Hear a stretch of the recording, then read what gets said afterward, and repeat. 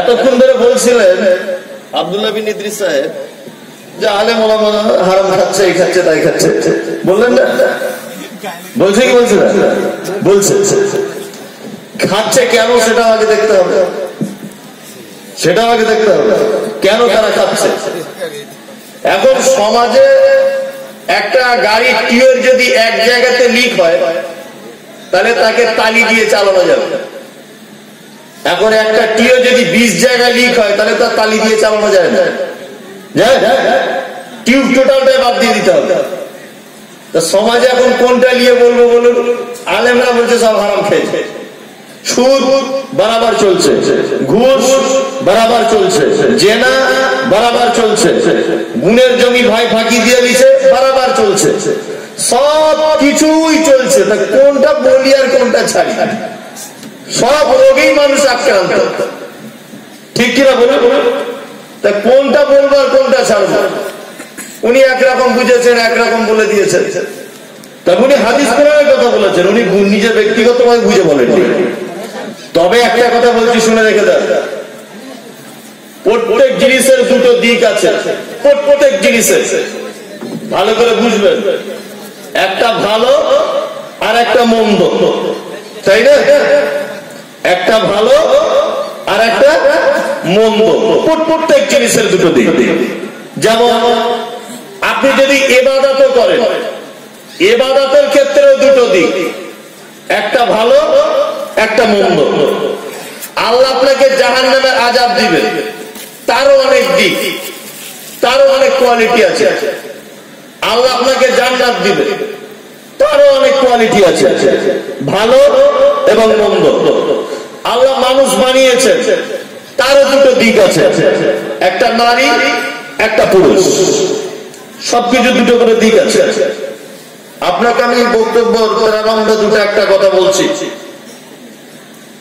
আচ্ছা, বুকে হাত দিয়ে বলুন, এই গ্রামের সব থেকে যে লোকটা ধনী, সব থেকে যে লোকটা ধনী, ধরে নেন লোকটা গরু চুরি করে হোক, সুদ খেয়ে হোক, পরের জমি ফাঁকি দিয়ে হোক, আগে গাছতলায় বাস করত, এখন আল্লাহ দিয়েছে 5 তলায় বাস করে, কোটি কোটি টাকার মালিক সে। আচ্ছা, আপনি জীবনে কোনদিন দেখেছেন একটা কোটিপতি ঘরের ছেলে এলেম বাজার মাদ্রাসায় পড়ে? কথা জবাব দেন, পড়ে? পড়ে না। আচ্ছা, আপনি কোনদিন দেখেছেন যে এই গ্রামের সব থেকে যে ছেলেটার ব্রেন ভালো, যে ছেলেটা মাধ্যমিকে পশ্চিম বাংলা 3 নম্বর সিরিয়ালে যার নাম আছে, ওর বাপ ওকে আদর করে মাদ্রাসায় ভর্তি করেছে? দেখেছেন? দেখেন, মাদ্রাসায় ভর্তি করছে কাকে?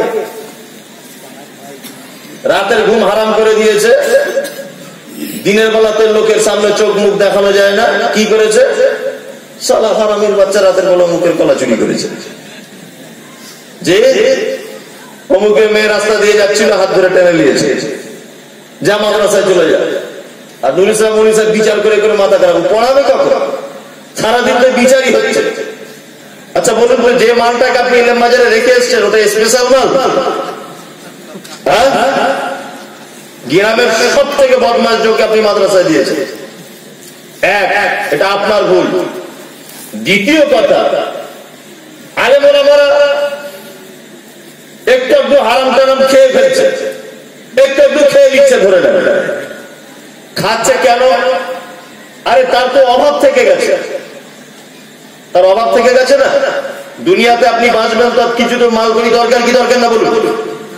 আমি যদি একটা দোকানে এখন যাই, গিয়ে বলি যে ভাই 1 লিটার আমাকে তেল দাও, আমি মৌলী সাহেব, আমার থেকে 5 টাকা কম লাও, আপনি নেবেন?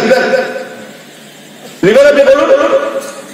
যদি আপনার আমি টুকটুক গাড়িতে করে, টোটো গাড়িতে করে এখান থেকে এলেম বাজারে যাই, যদি বলি ভাই আমি মৌলানা নুরুল ইসলাম, এলেম বাজারে হেড মৌলানা, আমার পয়সাটা সে নিও না, আপনি ছাড়বেন? কোনদিন ছাড়বেন না।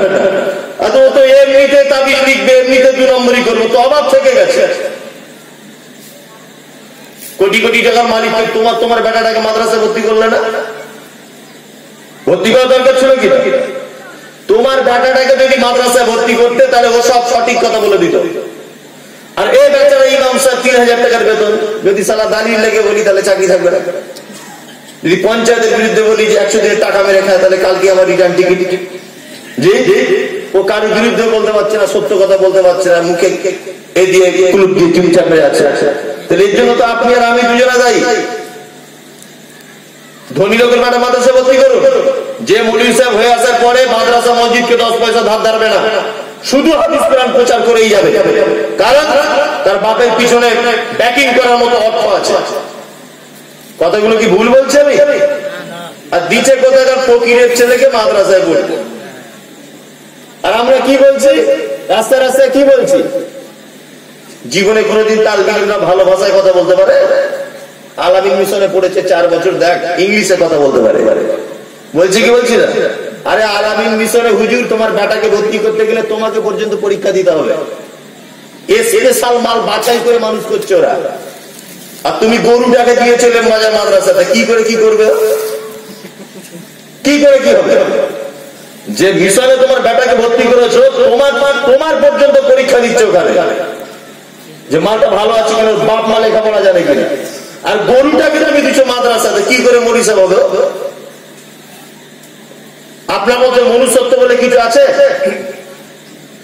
অনেক কথা তাদের শুনলেন, আমি সামাজিক কথা বলছি। আপনার মনটা কত নিচু পর্যায়ে সেটা বলছি আমি। আপনার মন কত নিম্ন পর্যায়ে সেটা আপনাকে বলছি, শোনেন। বক্তব্য আমি শুরু করিনি, করলে বলবো।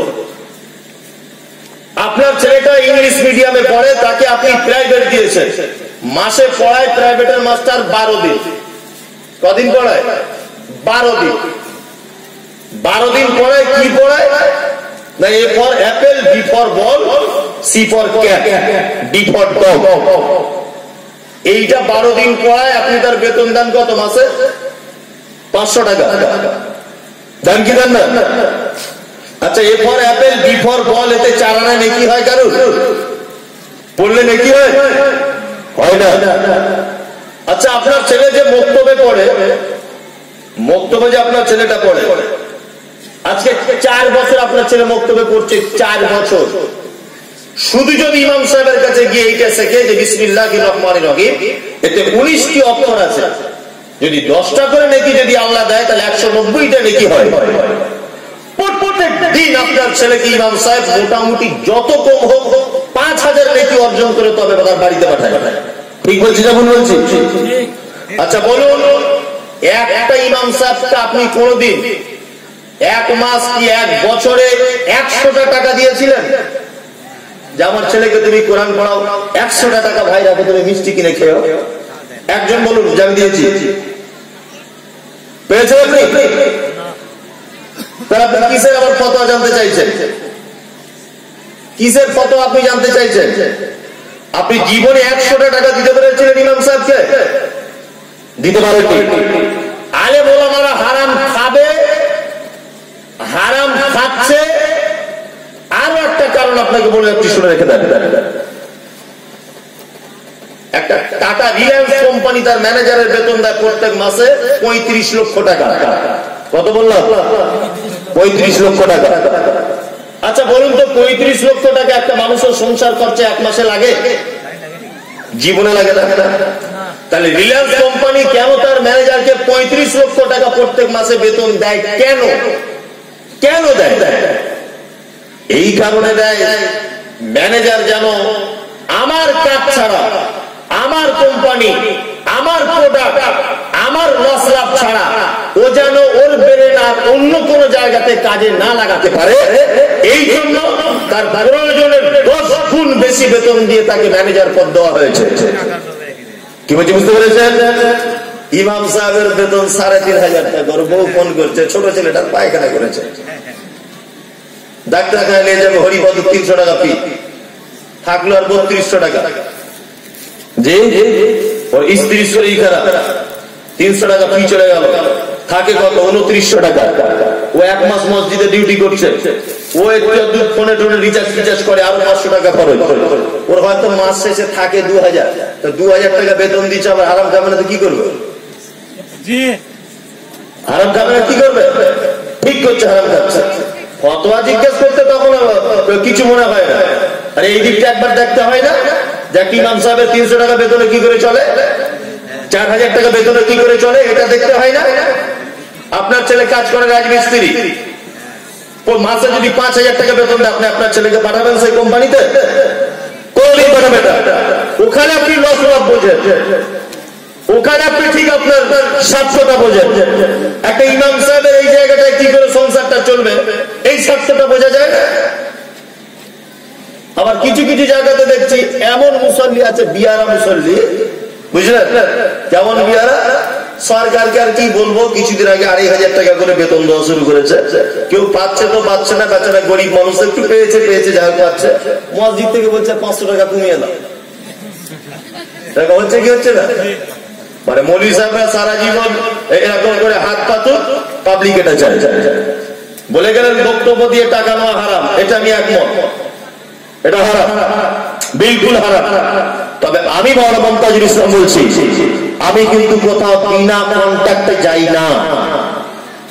যদি বলছে তাহলে আপনি হারাম খান, আরে আমি না হারাম খাচ্ছি, আপনাদেরকে খুব জ্বালা করছে যে এক রাতে আসছে 10,000 টাকা নিয়ে পালিয়ে যাচ্ছে।